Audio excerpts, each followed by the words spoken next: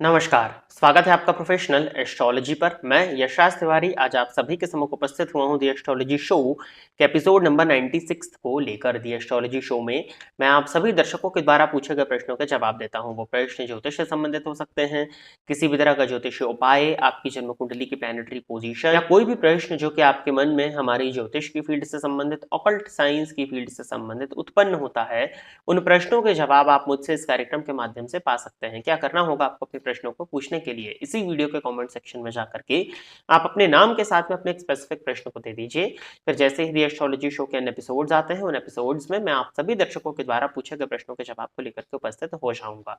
यदि आप इस कार्यक्रम को देखते हैं और इस कार्यक्रम के माध्यम से आपका कुछ भी लाभ होता है तो आप इस वीडियो को लाइक करें, साथ ही साथ इस चैनल को सब्सक्राइब करें, ताकि इन फ्यूचर जो भी कंटेंट मेरे द्वारा इस चैनल पर अपलोड किया जाता है उसका नोटिफिकेशन आपको मिलता रहे। यदि इस कार्यक्रम के माध्यम से आपका कुछ भी लाभ होता है तो आप इस वीडियो को ज्यादा से ज्यादा लोगों के साथ में शेयर करें, ताकि और भी लोगों का लाभ और उसका माध्यम आप सभी दर्शक बने। यदि आप जानना चाहते हैं कि आपका आने वाला वर्ष कैसा होने वाला है, आपका आने वाला मंथ कैसा होने वाला है, तो इस वीडियो के डिस्क्रिप्शन बॉक्स में आपको शुरुआत में 2 प्लेलिस्ट का लिंक दिया हुआ है। उन दोनों ही प्लेलिस्ट को अवश्य ही चेक कर लीजिएगा। आपके लग्न एवं आपके राशि के अनुसार आने वाला समय, विभिन्न ग्रहों का राशि परिवर्तन प्रभाव आपके लिए क्या लेकर के आ रहा है और क्या उपाय को करके आप इन ग्रहों के फलों को अपने लिए श्रेष्ठ बना सकें, इन सभी विषयों में चर्चा उन वीडियोज में की जा चुकी है। तो जाकर के इस कार्यक्रम को देखने के बाद में अवश्य ही उस प्लेलिस्ट को चेक कर लीजिएगा। अब हम बिना विलंब किए अपने आज के इस कार्यक्रम की शुरुआत करते हैं। और आज के इस कार्यक्रम का जो पहला प्रश्न है, ये मल्टीपल स्टोरी नाम से आईडी है। इन्होंने लिखा है कि सर, मेरी सिंह लगन की कुंडली है, मेरे 12th हाउस में चंद्रमा और केतु की युति है, 5th हाउस में शनि, मंगल और शुक्र हैं, और शुक्र और शनि अस्त हैं, 6th हाउस में सूर्य, बुध, राहु और बुध अस्त हैं, गुरु 11th हाउस में है।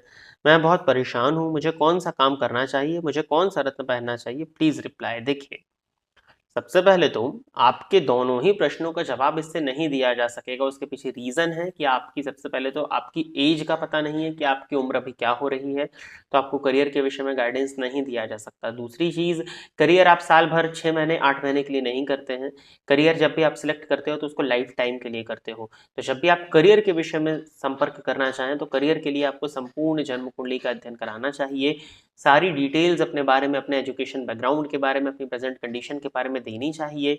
उसके बाद में ही आपके एजुकेशन, आपके करियर के विषय में संपूर्ण फलकथन, आपको प्रॉपर गाइडेंस दिया जा सकता है। क्योंकि करियर कोई ऐसी चीज नहीं है जिसको 4 लाइन के प्रश्न से डिसाइड कर लिया जाए। करियर आप अपने लाइफ टाइम के लिए लेते हो। करियर को चुनना कोई आसान या कोई मजाक का विषय नहीं है। इसको आपको संपूर्ण अपनी जन्म कुंडली का अध्ययन करा करके, संपूर्ण इस पर चर्चा करके ही आगे बढ़ना चाहिए, पहली चीज।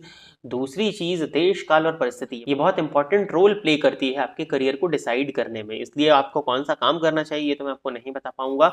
और रही बात रत्न की, तो रत्न भी पहनना कोई मजाक का विषय नहीं है। रत्न यदि इम्प्रॉपर वे में आपको पहनाया जाए, या वो रत्न आपको पहना दिया जाए जिस ग्रह, या जिस ग्रह का रत्न आपको पहना दिया जाए, वो अन्य चार्ट्स में, नवमांश इत्यादि में नक्षत्र के द्वारा उसके नक्षत्र का अधिपति, उसका नवांशाधिपति यदि पीड़ित हो रहा है तो वो रत्न आपको नुकसान दे जाएगा। तो 4 लाइन के प्रश्न से दी एस्ट्रोलॉजी शो के माध्यम से मैंने कभी भी किसी को रत्न नहीं पहनाया। तो यदि आप रत्न पहनना ही चाहते हैं तो इसके लिए तो आप इस वीडियो में दिए गए नंबर पर कांटेक्ट करके अपॉइंटमेंट बुक करिए, और फिर बात करके ही रत्न के विषय में आप विचार करें, तो वही आपके लिए अच्छा होगा।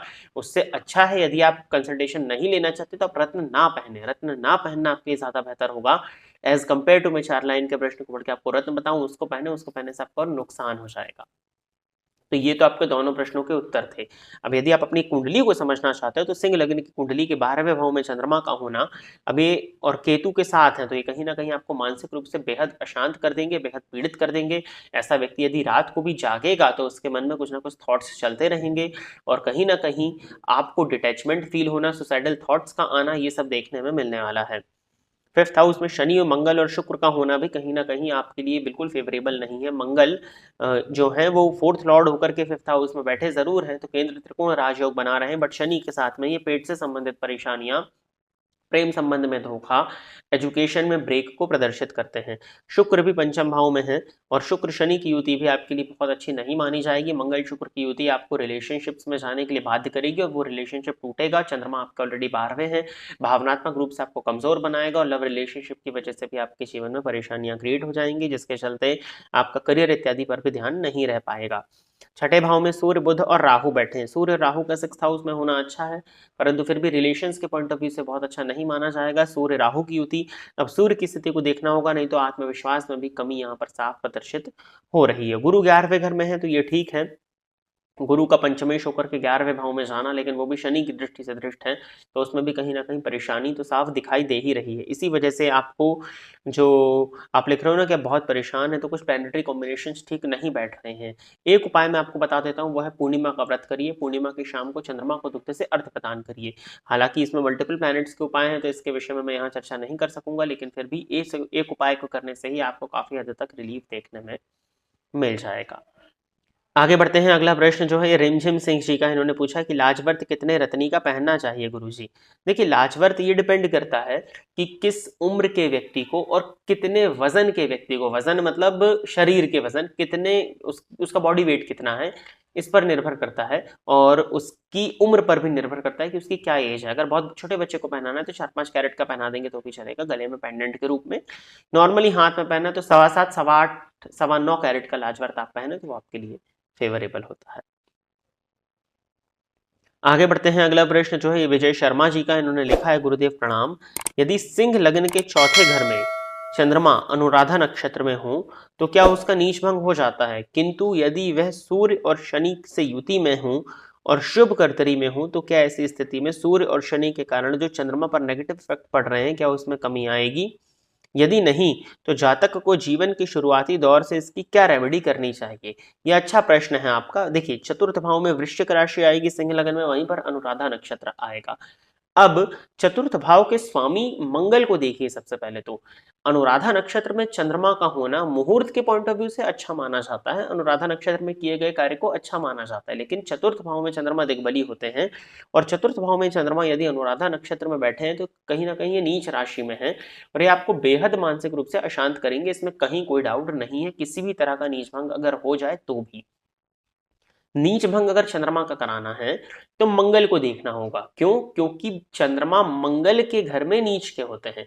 यदि मंगल केंद्र और त्रिकोण में बैठे हैं, यदि मंगल उच्च राशि में बैठे हुए हैं, यदि मंगल की पोजीशन अच्छी है, यदि मंगल की दृष्टि चंद्रमा पर पड़ रही है, तब जाकर के चंद्रमा का नीच भंग हो पाएगा। और यदि चंद्रमा नवमांश कुंडली में उच्च के बैठे हैं तो भी चंद्रमा के नीचत्व को भंग माना जाएगा। तो इस तरह से चंद्रमा का नीच भंग होगा। और आपने लिखा है कि वो सूर्य और शनि से युति में है, तब तो आपका जन्म ही अमावस्या का हो गया है, तब तो ये मानसिक अशांति और बढ़ चढ़ करके होगी कि अगर पहले 10 हो रही थी तो ये 100 होगी, ये बहुत ज्यादा बढ़ जाएगी, क्योंकि अमावस्या का दोष 4th हाउस में लगा हुआ है, तो मानसिक अशांति तो होगी। और शनि से भी होते हैं तो विषयोग भी है, और शुभकर्तरी में भी है तो शुभकर्तरी से भी कोई बहुत ज्यादा लाभ देखने में नहीं मिलने वाला है, क्योंकि अमावस्या और विष दोनों साथ में बन रहे हैं। तो चंद्रमा पर जो नेगेटिव इंपैक्ट पड़ रहा है उसमें कमी नहीं आएगी, उल्टा और बढ़ोतरी ही हो जाएगी। मंगल बली होंगे उसके बाद भी बढ़ोतरी ही होगी। नीच भंग अगर चंद्रमा का हो भी जाता है तो भी विष और अमावस्या दोष तो लग ही रहा है ना, तो कहीं ना कहीं परेशानी तो ज्यों की त्यों ही रहने वाली है।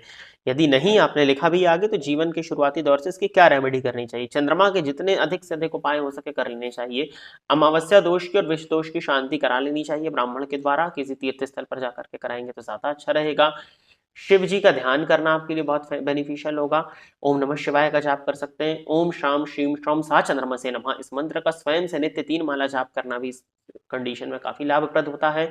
एकादशी और पूर्णिमा का व्रत करना, पूर्णिमा की शाम को चंद्रमा को दुग्ध से अर्घ प्रदान करना, एकादशी के दिन चावल और दूध की चीजों का भक्षण ना करना, रात में दूध का ना पीना, रात को डेयरी प्रोडक्ट्स को अवॉइड करना आपके लिए बेनिफिशियल होगा। इन कुछ उपायों को करिए। इसके बाद में थोड़ा सा कुंडली को और देखना होता है, तो कुछ स्पेशल रेमेडीज और होती हैं कुंडली के अकॉर्डिंग, उसको करके भी इस दोष से काफी हद तक, या इस दोष के जो दुष्प्रभाव है उससे काफी हद तक कमी पाई जा सकती है। आगे बढ़ते हैं। अगला प्रश्न जो है ये प्रिया झा जी का है। एग्जाम में आंसर पता करने की कोई सिद्धि होती है? सिद्धि कोई मजाक का विषय है क्या?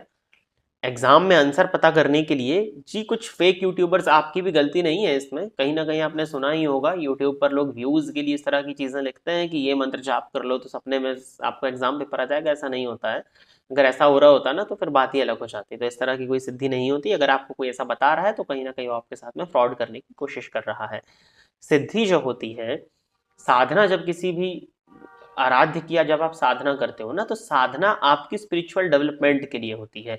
आत्मा के परमात्मा से मिलन के लिए व्यक्ति की साधना कराई जाती है। व्यक्ति जब साधना करता है तो आंतरिक शुद्धि होती है उससे, आंतरिक शुद्धि होने से उसका इंट्यूशन पावर जरूर बढ़ता है। अब इंट्यूशन पावर के बढ़ने का मतलब ये नहीं होता कि एग्जाम का पेपर इस तरह से आपके सामने आ जाएगा जैसा ये पेपर रखा हुआ है और आपको पता चल जाएगा कि सब कुछ ऐसा पेपर में आने वाला है, ये नहीं। जब आप फॉर एग्जाम्पल जैसे आप क्वेश्चन बैंक देखते हो तो उसमें 10 क्वेश्चंस दिए हैं, तो आपको 3 को देखने के लगने लग जाए कि हाँ ये एग्जाम में आ सकते हैं, वही एग्जाम में आ जाए, इसको इंट्यूशन कहा जाता है।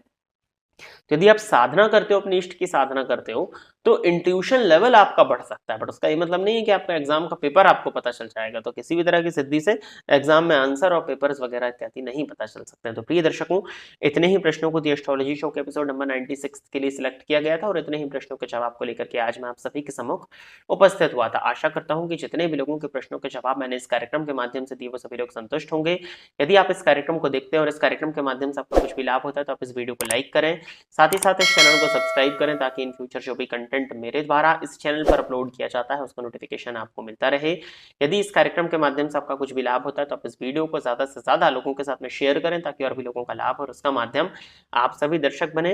अपने प्रश्न को इस कार्यक्रम में सम्मिलित कराने के लिए अपने नाम के साथ में अपने एक स्पेसिफिक प्रश्न को इसी वीडियो के कमेंट सेक्शन में दे दीजिए। आज के इस कार्यक्रम में बस इतना ही रखते हैं। नमस्कार।